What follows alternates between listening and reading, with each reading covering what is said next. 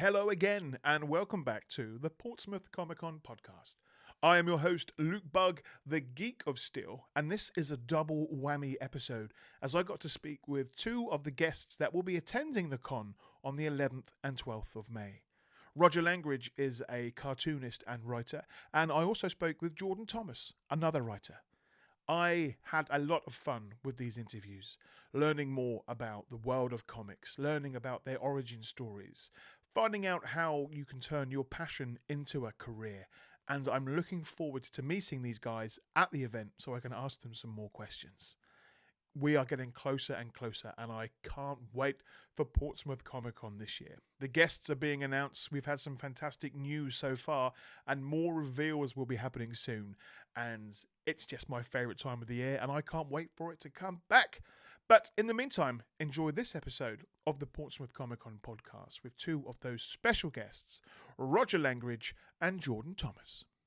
Well, Jordan Thomas, another fantastic writer coming back to Portsmouth Comic Con this year. Welcome to the Portsmouth Comic Con podcast, sir. Thanks for having me, Luke. Excited to be on the show. Thank you. I love talking with guests when they're at the con, and in times like this when I can get to speak to them beforehand. Sometimes I don't want to interrupt them when you're all hard at work, whether you're talking with fans or creating artwork.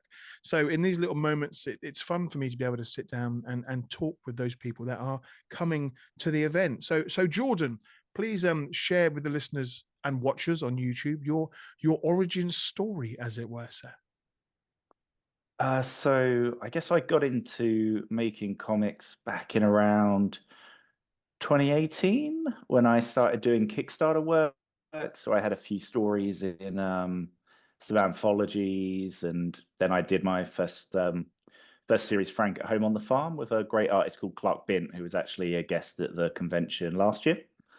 And so we did that on Kickstarter, and that went pretty well. Like, got funded, and as soon as that was out and all four issues were complete, we got that picked up by Scout Comics over in America. So straight away that went into comic shops, and from there I've worked with people like Shaky Kane on Weird Work, which is out from Image Comics at the moment, and we did The Man from Maybe at Oni Press. And yeah, so from kind of starting in the do-it-all-yourself Kickstarter world, I've been working with publishers more recently, but I've always been a huge comic fan. I kind of got into comics more through the characters, I guess, than comics themselves. And I used to collect the little trading cards, so you could get like the Marvel Fleer set 94 or whatever. And so I knew like who all the characters were, and I loved the cartoon shows like Batman animated series, the X-Men show, Spider-Man show.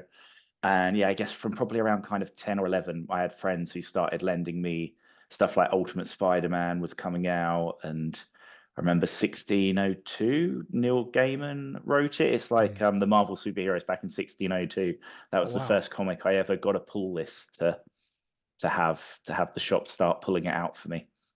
So, and that's, it's one of those things where when it takes a bite out of you, you're stuck with comics. You get that moment, where comics become a part of your life. And now for you've turned that into your career, your work, as it were. And I've been doing some research and looking into some of the stuff that you've done and will be doing in the future. And I've got to say, I am intrigued, and I will be coming by your booth at the Comic Con and hopefully picking up some of the work that you're bringing along. Especially at is it the Man from Maybe? As you mentioned before. Yeah, The Man from Maybe. Yeah, I heard a quote from that saying, "LA Confidential meets Futurama," and that was. Oh no, that's Weird Work. That one. That was Weird Work. Yes, behind you. Actually, I've just got here. This is the collection that's just come out in shops. So will you be bringing this along? Yep, I should definitely have copies of that coming with me. Yeah, The Man from Maybe is it's like a post-apocalyptic Western, that one. I think I kind of described it as like The Good, the Bad, and the Ugly meets Mad Max. See, I'm a fan of Westerns and post-apocalyptic worlds. At a very young age, I sat down one night with my dad and we watched the original Westworld. And that got me into the sort of this world of cowboys, but robots and cyborgs at the same time. So I'm looking forward to coming by and and seeing all your work and speaking with you and hearing about what you're getting up to. But what was it like for you? You mentioned you got published that first time, you saw your work on a shelf somewhere or in a shop. What was that like? Yeah, so the cool thing when your work kind of goes out globally into comic shops is always on like I guess because of American time, it's normally the day after the everything's out on the Wednesday. You can search like hashtag NCBD, it's like hashtag New Comic Book Day, Mm. and you can see where the shops all post up their like shelves for the new week of comics. So yeah, whenever something new comes out, you're always kind of on there trying to see like, oh, which shops have got it up on the shelves, and seeing stuff like having your books on shelves in Texas and Minnesota and Chicago, all these kind of different shops for a guy who's just from a little village down on the south coast of England. It's very cool. But yeah, I mean, seeing having a big banner up at San Diego Comic Con for the Man Mm. from Maybe was very cool when they announced that. And then we went to I was at New York Comic Con this past year, and we went to Midtown Comics, which is like the really famous shop there. Yeah. And to have like Weird Work #4 was on the shelves there, and they had the Frank at Home on the Farm collected edition in their trades and everything. So yeah, it's really cool seeing how far kind of the work that you spend a lot of time kind of just by yourself sat at home doing can get out there. How it sort of, yeah, how it went from an idea to a physical copy. Were you Mm. were you hustling away in Midtown Comics saying, "Come and buy this book. This is my work." That would be a very proud moment for me, I'm sure. It's always a funny one to kind of, because you don't want to kind of go in and start being like, oh, do you know who I am? But like, I asked one of the people working there, like, how had the series Weird Work been doing? And I guess it didn't take them too much to put together that I was involved in making it, as I guess you don't get too many people just generally kind of wandering around asking about specific series like that. But yeah, no, it's really cool because there was a couple of the people working there who were fans of the series, and they were saying how much they had been enjoying it, and they just had to get in like a new order of the final issue because they'd sold out previously, and they were excited for The Man from Maybe, which was coming out the next week. So yeah, it's always cool when you actually speak to people. Like, I guess that's a step further. You see it like for sale places, and then the next jump is actually knowing that people have read it. Like I spoke to, do you know Mark Russell? The I've heard the name, yes. writer, yeah, at DC behind, he just did a big Superman series with Mhm. Michael Red, and he's done Fantastic Four and all kinds of different stuff. Like, I went and introduced myself to him at New York Comic Con, and he was like, "Oh, I love Weird Work. I've been really enjoying it." So, yeah, it's always cool to actually know that people are really reading the stuff. Yeah, it's like a sort of a nice moment of, getting feedback from people whose work you've appreciated Yeah. as well. So that's nice. But again, that's nice to get some feedback from those that read it, comic book fans. What was that like for you to sort of be at your first con, and interact with the public talking about your work? Yeah, I guess it kind of changes because the first convention I ever did was MCM in London. And that was back like I took like a little end of a table of a friend who was also like who'd done much more work than me. And I just had the first issue of Frank at Home on the Farm at that point. So like no one knows anything about any of my work, and you're just trying to get everyone to buy this like one single comic you've got, which is kind of a horror, which, so if people aren't into horror, then you're already in trouble trying to kind of sell the one product that you have. But yeah, I guess moving into some of the like the more recent thought bubbles I've done, and when I was at Portsmouth last year, actually having some people come up where they've brought the book already, like, and they want you to sign it is cool. 'Cause it's great when you get new people who come to the Mhm. table and they listen to the pitch and you can sell stuff. But yeah, having someone turn up as well who's like, "Oh, I've been getting this from my comic shop every week, and I saw you were here and I wanted you to sign it," is really nice. We had one guy at one convention actually who every issue of Weird Work had a few variants with it, and he'd bought every single one. So he turned up for this great big, those guys who walk around with like the suitcase full of comics with them. So he pulled out like kind of 12 comics and was like, "Oh, would you mind like signing these?" And yeah, that was a kind of first time. I normally see Al Ewing at Thought Bubble or something with people turning up with 50 X-Men comics for him to sign. So having someone pull out kind of a dozen or so books for me was cool as well. It's like I've made it. This moment Yeah. of rubbing your wrist at the end of the day from all this autographs, but thinking, "No, I've earned this. I've earned this. Oh, well done. Yeah, those fans are good. Fans that buy 12 issues of every issue. You need more of those We do. to make a living here. I mean, that's what I always at cons when I've done sort of ticking off my list of things that I need to do, and because I know that as soon as I go into Artist Alley or to the comic areas of a con, I'm going to be there for a while. I want to get lost in those moments where people are talking about the stories that they have written and the stories that they want to write as well. It's fantastic when we can speak with these people, people like yourself that create these stories that we get lost in and enjoy. What's been some of your favorite memories from fan interactions at cons? It's always cool when you get people, if you've done the convention a few times and they come back like the next year. They're like, oh, I brought issue 1 of this series that you had last year and really enjoyed it. So I've been waiting to come back and get the rest of it. And yeah, I guess just like the general enthusiasm. A cool thing as well, I guess. MCM isn't the best convention going in terms of like they don't care much at all about comic books really. They sort of comics is always kind of pushed off to the side, whereas Portsmouth is much more of a kind of about the comics type event.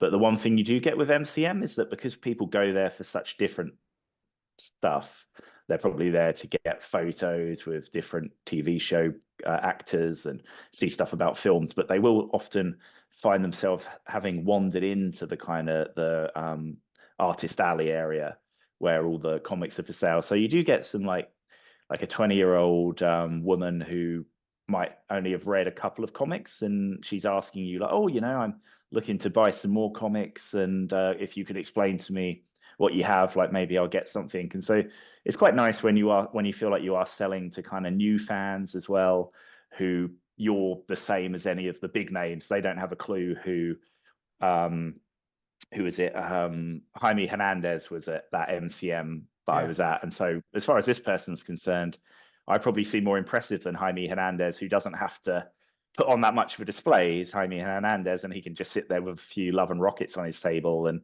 that's enough. Whereas like I've kind of tried to make everything look really impressive.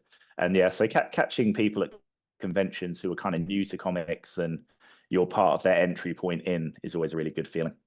And I think that's special about Portsmouth Comic Con is that for many it's their first con. You do see a lot of people that come along and it's their first time, so they get to, for me anyway, experience a con at its core, an event that is about fandoms and getting lost in those things that we do adore, whether it be films or comics or video games or artwork. But the fact that this event is so passionate about comics, the first year I went back in 2018, I was that person that you talked about that goes to an event with a suitcase full of comics, because like that first year they had Louise and Walter Simonson there, they had Frank Whiteley there was just these massive names that were coming to this first time event. And over the years, I say it's progressed and evolved, but it's still keeping its heart into the comics, which I absolutely love about that. For you, Jordan, if you were, when you find some time to walk around this event, if you were to find your ultimate comic, your holy grail of comics available for a good price, what would that comic be? What is the one that you're trying to add to your collection? Oh, well, in terms, so I was a big, I live in Spain now, and obviously it's much harder to get the English language comics in Spain. So I'm not buying, I buy the big omnibus editions and collections.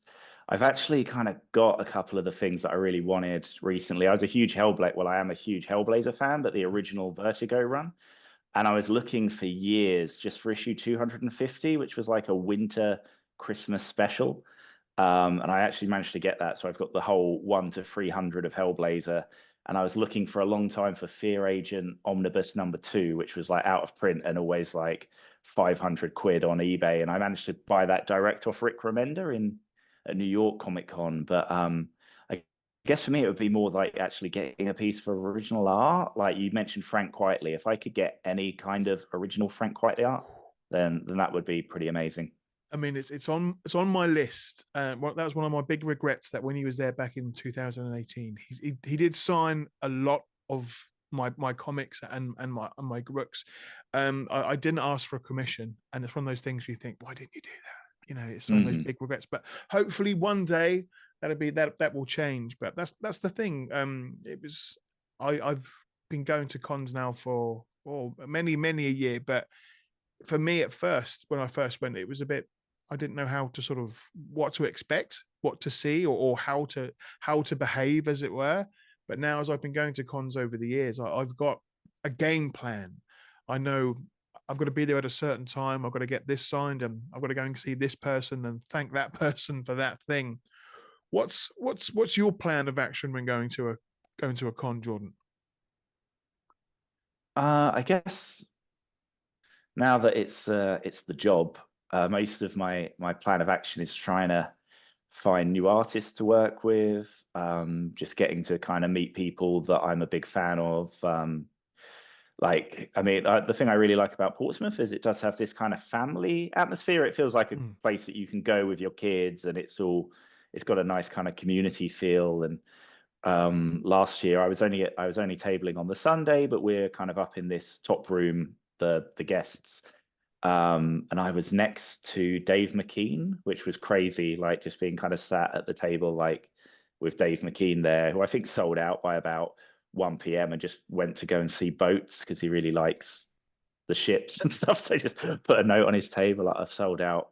Um, sorry, kind of thing. But yeah, I think just I mean, what I love from doing the conventions is the socializing and getting to spend time with people who make comics, because it is quite an unusual job.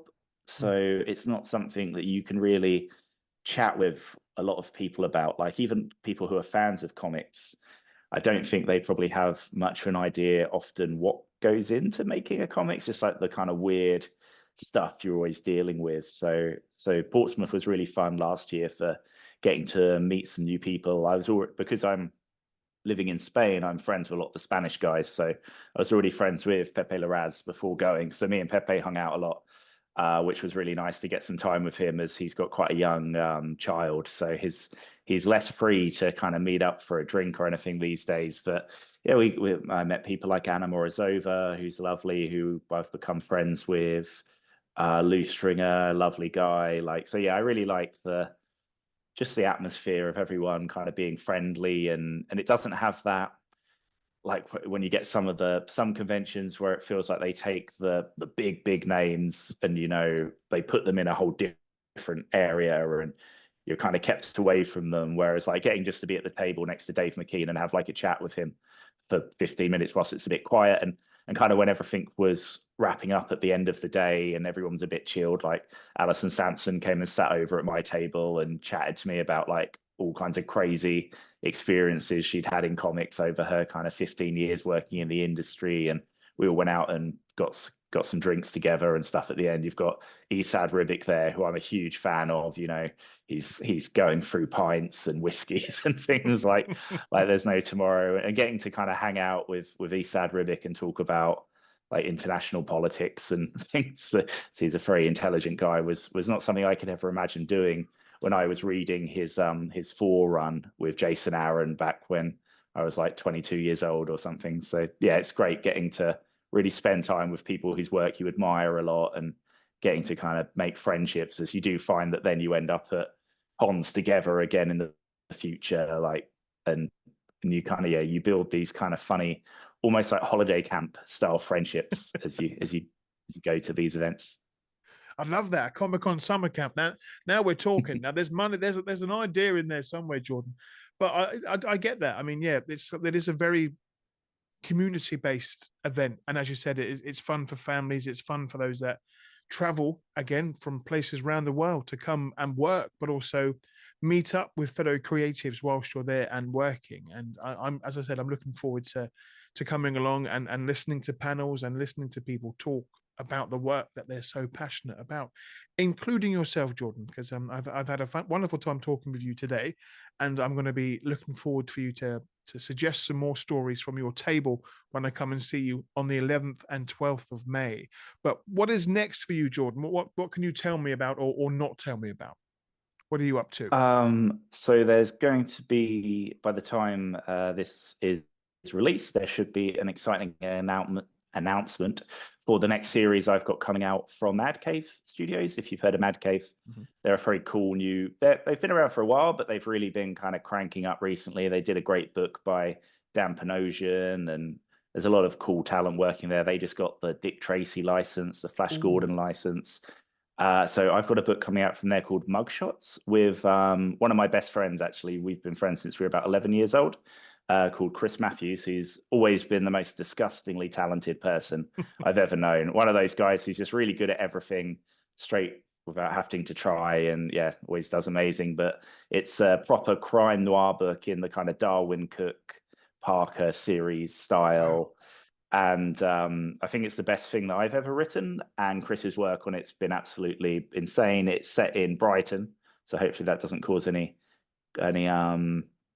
controversy between being in Portsmouth and Brighton. I don't know if they have any kind of rivalry along the south coast. Southampton's the main one. Southampton and Portsmouth have got a big football rivalry. Yeah, Southampton would be the big one. It was more Brighton with the Mods and the Rockers back in the 60s down this way. That was a big rivalry moment. But no, I'm looking forward to sort of learning more about that, and hopefully could that be coming along to Portsmouth Comic Con if that was potentially issue 1, at least. Definitely like a kind of an Ashcan preview or something like that. Like yeah, that's a really gorgeous book. Chris has done amazing, and I'm very excited for that one to come out. And then hopefully we got a few other things. We get the Man from Maybe trade collection. You might just miss that at Portsmouth, unfortunately, but I'll have all of the issues available for the Man from Maybe series. So yeah, there should be a lot of stuff on the table. Some cool stuff as well that you can only get from me, right? I've done things like some special deluxe hardcover collections of some of the series that came out from publishers,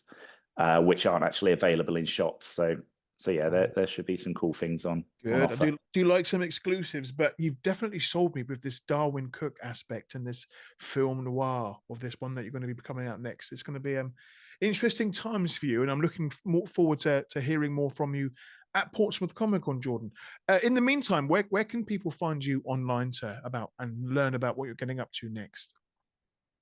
So on Twitter, currently known as X, I'm at Jordan_J_Thomas. On Instagram, I'm ampersand1988, which is the monkey from Why the Last Man. And yeah, I have a newsletter, Burnt Barn Business, on Substack. So that's where you can kind of get a bit more detail on what I'm up to and what's coming out. Good. And all those links will be below. But Jordan, thank you so much for your time today.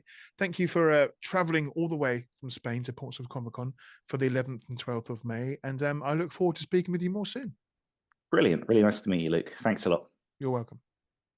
Roger Langridge. Hello, sir. How are you? I'm very well. I'm excited to sit down and speak with you. There's a long list of things that I wanted to discuss, but that means we might be here for a few hours. But we should try and keep it short and sweet, because you've got a wonderful career that I want to talk about, and the fact that you are coming to Portsmouth Comic Con this year. I am indeed. Yes, they've kindly invited me, which is always very nice. And yeah, I've been a couple of times before, and it's a good show. It's getting some sort of bigger and better each year. I feel. I mean, 2018 was when it all began, and I was so happy when I found out that a Comic Con was coming to my hometown, and I wouldn't have to travel across the country or the world to attend.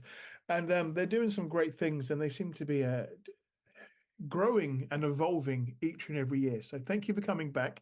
It's always fun to sit down and speak with those that are attending to get an idea of what it's like from the other side of the curtain, so to speak. But Roger, if we could start today with a little bit of an origin story about you, please, sir. Yeah, well, I grew up in New Zealand, and I'd wanted to be a cartoonist since I was about 7 years old.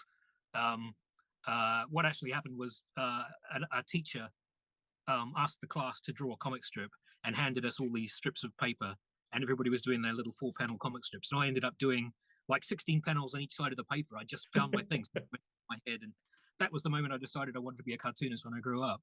But New Zealand doesn't have a comic industry. It's a very small country population-wise. At the time I was growing up, it was about 3 million people. The sheep actually outnumbered the people by 20 to 1. So, and they didn't buy any comics. So there's No, no it's a comic shame. industry. Yeah, yeah. So there's no comic industry in New Zealand. So in order to be a professional cartoonist, I knew from quite an early age that I would have to go somewhere where there was a comic industry. And in terms of working legally, that meant the UK for me. So when I was about, how old would I have been? Early 20s anyway. It was 1990, so I would have been like 22, 23. I basically worked the first crappy job I could find for a year, saved a whole lot of money so I could, buy a plane ticket and live for a little while, and came to London. And at the time, that was where the sort of the epicenter of the British comic publishing industry was, and just hassled people until I broke them essentially. By that point, I've been doing mini comics for quite a while in New Zealand. There's a lot of activity in New Zealand. There's just no way of making money off it. But I've been doing these mini comics, and I'd sent them to Fantagraphics while I was still there. And what had come from that is the first issue of a series called Art Deco, which my brother and I did together. And that came out before I came to the UK. So I had that as sort of like a calling card, really, a bit of published work before I arrived, which helped. That opened some doors that might not have been open otherwise. But yeah, I've been working professionally in comics pretty much ever since. Not always full time, but for quite a long time it's been full time. Yeah. You've still got that slight twang there I can hear of the New Zealand accent as well. So it's nice that hasn't left. You've still got that little bit to your origin story. You've still got that going strong there for you. But yes, no, but you have had a full career that we can discuss today. You've clearly had this passion within you that you've managed to make your mark on a great number of publications. What have been some of your favorites over the years? Well, I guess the things that I'm best known for would be Thor the Mighty Avenger for Marvel and the Muppet Show comic book, which I did for Boom Studios, and possibly Popeye, which I did a run on for IDW for about a year. So those are probably the things that people have heard of me from.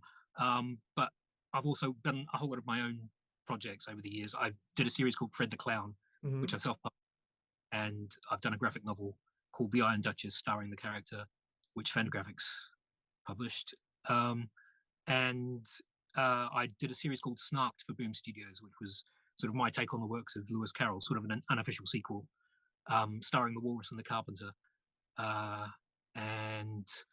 Yeah, my favorite stuff tends to be the stuff that I originated myself. So that's sort of the side of things that I'm most proud of, I think, the Fred the Clown and the Snarked end of things. And in recent years, I've self-published a series called Zoot, which I sell through my website and at conventions. And I've been doing a daily strip on the internet, which is sort of a diary type of thing, which grew out of setting up a Patreon account. And I wanted to have something to offer to the patrons every day. So that became, it sort of took on a life of its own after a while, and I've been 4 years now. And along the way, I've worked on things like The Rocketeer and The Goon. What else? Betty Boop, Doctor Who. I've been really, really lucky. I mean, a lot of these things I didn't actually actively seek out. They were just sort of offered to me, and they were a good fit. Phenomenally lucky, really. And that's the thing. Luck and hard work, they tend to go in hand, and you've certainly worked hard over the years, Roger. And as I said, looking into the research today of sort of what to ask you and what to talk to you about, your name did ring a bell. And I was like, well, where have I heard that particular name before? And I did the usual of going to Google and going through sort of writing pages. And then I did find some help. I'm going to hold a little book up now. Can you... Yeah. Bizarro World. As you can probably tell, Roger, I'm a big Superman fan, and an even bigger fan of Bizarro. I feel that he's a much loved, understood character. But you did in this book, I believe from the early 2000s, filled with fantastic and bizarre stories about Bizarro and other characters from the DC universe. You did create a piece. Can you remember what that piece was about? Well, I did 2 stories for those books. There were 2 anthologies. The first one was a Tales of the Bizarro World thing, which was written by Alvin Schwartz, who actually created Bizarro, which was a big thrill. There we go. Um, Yep. And so that was the first one. And the second one was Christmas Story, starring Yes. Superman. One of my favorite sort of Elseworld stories where Superman became Father Christmas or Saint Nick. A fantastic story. I will be bringing this along to Portsmouth Comic Con for you to put your pen to, but it was just a fantastic story, and I love any time where Superman meets an alternative reality, and that one becoming Father Christmas was a fun one. So yes, you will be coming to Portsmouth Comic Con this year again. It's going to be a fantastic time for you. What are some of your go-to memories of visiting cons and attending as a guest? Well, it's always nice to meet kids. They're sort of creating a relationship with comics. It's sort of a formative time for them, and it's a privilege to be able to sort of try and be a good first impression, if you like. So I always try to. I mean, I do sketches for people when I'm at conventions, but if a child asks for a sketch, I always do them a freebie. Do little head sketches and things, and just try and give them a good memory of the show, because then they're more likely to come back. They'll have a good sense of you. I mean, they're your future audience too. So you know, That's it. There is a I don't want to say mercenary, but I suppose it is. It's that kind of element to it. You're thinking in terms of who's going to buy your comics in the future. And sometimes they draw pictures of your characters for you, and that's really lovely. I've got some Kermit the Frogs that kids have drawn and things like that. It's really, really nice.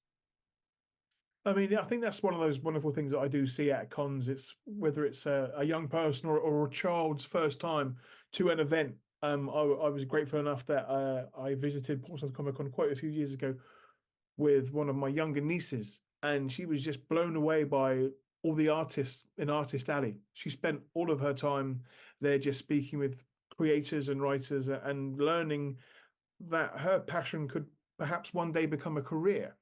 And I think that's one of those great things about cons is that we know it's about comics initially, but when we able to go to these events and speak with those people that have got the experience, they've got that, they've put the work in, as it were. And you can ask them questions about, how do you create characters or how do you create a story? And it's great to see everybody interact with each other. It's something that we don't always get when we're talking on a Zoom call or watching a YouTube tutorial. Sitting down with someone whilst they create an art is a wonderful thing to watch. And so I'm hoping to see you busy at work this year at the con. I'm sure it will be. It's a great leveler, if somebody comes up to you and they see you've got egg stains on your tie or whatever it is, they relate to you as a human being instead of having some superpower that creativity isn't a superpower. Everybody can do it. Oh, I love that. I love that. I mean, I've tried over the years. I mean, being a fan of comics for most of my life, I've tried my hand at drawing and sketching. I've had some good days and some bad days, but I've seen myself improve when it comes through creativity. And when during drawing, I've tried my hand at writing as well. And it's fun to see that. Is there a way in which you get in your own creative mind? How do you find those moments of inspiration? I know it must be tricky. I mean, you make that daily panel. You've got to be on top of that straight away. So how do you find your moments of inspiration, Roger? Well, the routine is part of it, I think. You're much more likely to find inspiration at the drawing board if you're actually at the drawing board. So if you sort of start with the intention of creating something, often the process is a way of just getting your mind into a good place where you're going to have ideas. Often when I'm writing, I might not have an idea, but I'll just make a list of random thoughts, and sometimes just the act of typing things out and seeing these disconnected words in front of me will mean that my brain starts making connections, and the wheels start turning. But you have to show up in order for it to happen. So if you sit around sort of inspiration, that's much less likely to produce results. That's it. Consistency is key, as they say, and sort of sticking at it. I mean, I've seen some wonderful artists so just engrossed at their work at cons before that I've not really wanted to interrupt. And I've sort of it's difficult to find that moment of when to butt in and say, "Oh, thank you for creating this," or "What are you doing next?" sort of thing. How do Well, you? speaking as someone who's at conventions drawing a lot of the time, I do want to be interrupted. It's often the difference between a sale or not making a sale. So it's good to be interrupted, and And it's also that's just nice. People say nice things about what you're doing.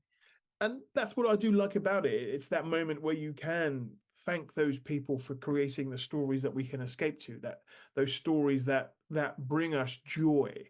Have you had any moments at sort of cons where you've seen a name on the guest list and thought, I need to go and see this artist, or I really want to go and interact with this particular writer? Um, I was at SPX in America quite a while ago, which is, if you're not aware, it's a convention that sort of focuses on the alternative independent American scene mainly. And Seth was there, and I really wanted to tell him how much I liked his work, and I just came off as a complete goof, and I just stuttered and stammered and everything. But I'm glad I made the effort, but I don't know if I made a very good impression.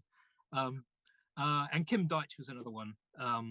I wanted to tell him how much I liked his work, and again, I was sort of stammering it and making a fool of myself. And he was actually super nice about it. He said, "No, it's cool, just calm down. It's all good." He was really reassuring. He was a really nice guy. And that's what I think. Yeah, it's those moments where there's been times over the years where I've fallen in love with certain comics and stories and pieces of artwork, and I'd never thought I'd get the moment's chance to meet the person that created it. And sometimes I've gone to conventions and not knowing who's going to be there, and it's always a nice surprise. But now I'm a bit more wiser about when it comes to these events. I would look to see who's there so I could bring the artwork that I want to get signed or bring the story that I want to talk about. It's always nice to interact with those individual moments, which is why I'm going to be happily bringing my copy of Bizarro World for you to inspect and sign for me, because it's a great way to, as I see it, to say thank you for the stories that you've given the world, because you're doing a fantastic job. That's what I'm trying to say. I'd be very happy to do that. Thank you. And yeah, so it's Portsmouth. It's way down here at the bottom of the country. It's quite a new con. It's not been around for that long, but it's making waves, and I'm really happy to see that from day one they've had this wonderful admiration for those that create comics. It seems to be one of their big things. Yes, they want to get celebrities there as well, but it's a great place to come, and I'm sure you're going to be busy most of the weekend, but I like to try and walk around and see all the stores that they have, and it's great that they've got every sort of comic you could get. They've got independent comics. They've also got comics for £1, or they've got a few comics that you could spend quite a bit Yeah. more on. But that's the one thing about cons that I enjoy is of course the comics. Do you get a chance to walk around these events much, or are you far too busy at your desk? Depends on the show. Sometimes I'll try and make an effort to sort of set aside 20 minutes or so to just run around and pick up a few things. My family like to read comics as well. My son's really into comics, and my wife is French, and she's big on bande dessinée. So I try to bring something back for them, and just to say hello to people. It's a shame to go to travel halfway across the country or whatever, and be in the same room as all these people and not say hello to any of them. So I do try and get out. But sometimes it's hard. Sometimes you're really busy, which is good. I mean, it's no bad thing to be busy. Yeah, I mean, yeah, it is work at the end of the day. But that is the thing. I mean, you're part of this organization where you're all these creators from all around the world in different locations, and then for a few sort of moments throughout the year, you're all in the same place at once. It's like a big clubhouse of creators that get together. For you, what's happening in the future there? We know you've got a fantastic lineup of work from the past, but what is coming out in the future, Roger? Well, I've just finished working on a series called Justice Ducks, which Yes. is a spin-off from Darkwing Duck. It's a team of superheroes from the Darkwing Duck universe. And that's the first issue of that is coming out on the 24th. So it's really close. It's 24th of January for 5 issues. And I'm writing that, and I've drawn some of the variant covers, and it's been drawn by Carlo Lauro, who's really, really good. He's doing a lovely job on that.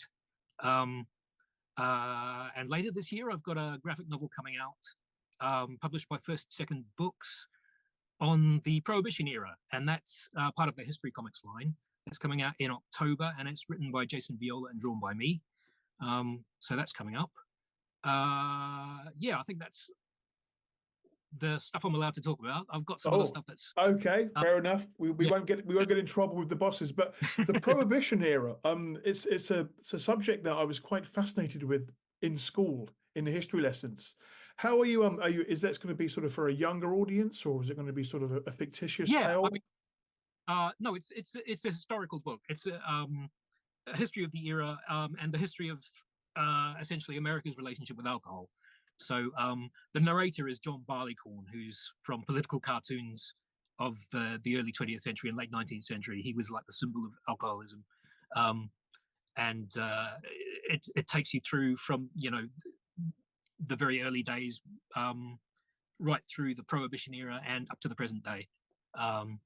And you get all of it hits all the things you'd expect it to hit, like the Untouchables and all that sort of thing. So yeah, a good fun book to work on, really. But yeah, it is for a general audience. So I'm looking forward. I'm looking forward to that because I mean, especially now you've mentioned the Untouchables, because I think that was the first sort of a time I enjoyed history when I was in school, because I thought, oh, this is like and then we were allowed to watch Untouchables in school. I don't think we'd be allowed to watch that in schools these days, but it was a fantastic way to get another insight into that sort of underground, the darker side of America. So I'll be looking to find out more about that and asking you more questions at the con about that as well. But what will you be bringing to the event? What can guests expect to see from you on your table? Well, I'll have my usual self-published books. So I've got 3 collections of my diary comics from the last few years. I've got Fred the Clown, the individual issues, as well as the graphic novel. I've got my self-published Zoot comics. I should have some of my commercial stuff as well. I'll probably have Bill and Ted and The Goon. And whatever else I've got spares of. It depends what I can rustle up from the pile. And yeah, loads of original artwork, and I'll be doing sketches, and I will have some sort of pre-drawn sketches for sale and a few prints. So yeah, I think that covers most of it. Wonderful. Yes, so you're bringing a lot, which is I'm very happy to hear. For you, it might be a bit of a loaded question, but what makes a Comic-Con a success for you? What makes it a wonderful weekend? Well, covering my costs is always nice. I don't mind if I don't make a whole lot of money, but if I don't cover my costs, it's not sustainable to keep coming back. So I have to try and at least get close to that. Fun interactions with fans and other cartoonists. That's a big part of it. Yeah, a pleasant atmosphere. I think some conventions can be a bit grim. Less so these days. I think generally speaking, it's quite good these days across the board. But I remember some very dingy ones when I was first attending them in the 90s, in some quite sort of grotty venues and whatnot. But yeah, no, that's always a good part of the experience. If it's a nice sort of airy venue, or a part of the country you haven't been to, so you can wander around and see the town, and if it's a particularly scenic town, that's nice as well. Doesn't have to be, yeah. I mean, there's a lot of things that make a good con. It's not. I think you maybe need like 2 or 3 out of the list. You don't need all of them, but yeah, I don't think about it very much. Quite often, you're sort of in and out so quickly. You arrive in the town, you set up, you do the show, and then you're out again. So you don't get to see as much of it as you would like to. And I try not to do that, because it is nice to actually sort of, if you're going to a place, it's nice to actually see it, to experience it. And that's it. I mean, I'm biased. Portsmouth is my hometown, so there's lots to see here around the town other than the con. But it's certainly becoming one of my favorite events of the year. It's one of those ones where I always make sure that the diary is nice and freed up, and I spend my week before, carefully planning my list of things and people that I want to see. And there's lots of people that I want to see at this year's event, including yourself, Roger. So again, thank you so much for coming. Where can people find you online, sir, to find out what they could be expecting to see from you? On social media, I'm Hotel Fred. That tends to be mainly Blue Sky and Instagram these days. And I have a website at hotelfred.com. So there's links there to my Patreon, to my social media, and to my web store. And there should be a list on the website of events that I'm attending, so you'll be able to sort of know when and where to see me. Superb. Well, I'll be seeing you on May the 11th and 12th, sir. I know that much because I've got that Bizarro book to get signed. I want to know more about a lot of stuff, especially this Darkwing Duck spin-off. I was a fan of the cartoon show. So I was a fan of Jim Cummings, who voiced the original Darkwing Duck. He's a wonderfully, as superheroes come, he's quite eccentric. So thank you for all you've done, Roger. I look forward to seeing you in May, and have a good day, sir. Thank you. Thank you. I look forward to seeing you too. And that was another episode of the Portsmouth Comic Con podcast. Roger and Jordan, thank you so much for speaking with me about your passions, about your careers, and of course, Portsmouth Comic Con, the event that is just a few short weeks away, and I cannot wait.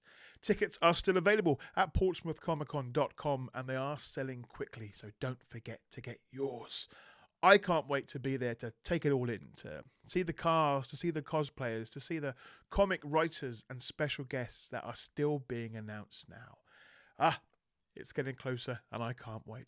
I have been your host, Luke Bug, the Geek of Steel, and I'll be back very soon for a brand new episode of the Portsmouth Comic Con podcast.